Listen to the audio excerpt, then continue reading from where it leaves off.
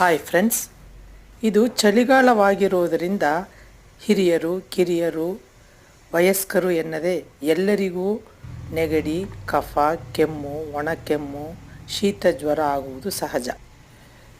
ಇಂತಹ ಸಮಯದಲ್ಲಿ ಮನೆಯಲ್ಲೇ ಸಿಗುವ ಪದಾರ್ಥಗಳಿಂದ ಸುಲಭವಾಗಿ ಕೆಮ್ಮಿಗೆ ಮನೆಮದ್ದು ಮಾಡಿಕೊಳ್ಳಬಹುದು.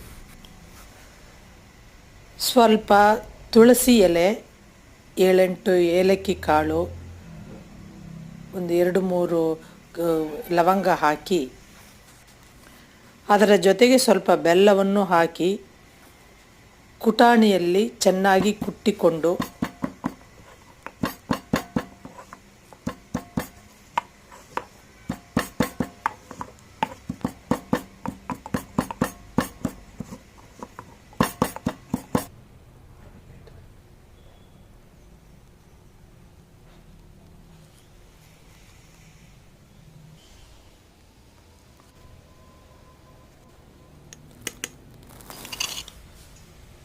ಅದಕ್ಕೆ ಸ್ವಲ್ಪ ಜೇನುತುಪ್ಪವನ್ನು ಬೆರೆಸಿ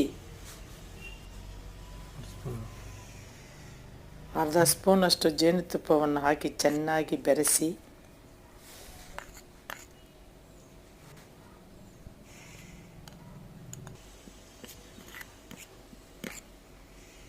ಬಿಸಿ ನೀರಿನಲ್ಲಿ ಸೇವಿಸುವುದರಿಂದ ಎಂತಹ ಕೆಮ್ಮು, ಕಫ, ಆಸ್ತಮಾದಂತಹ ಕೆಮ್ಮುಗಳನ್ನು ಸಹ ಕಡಿಮೆ ಮಾಡುತ್ತದೆ.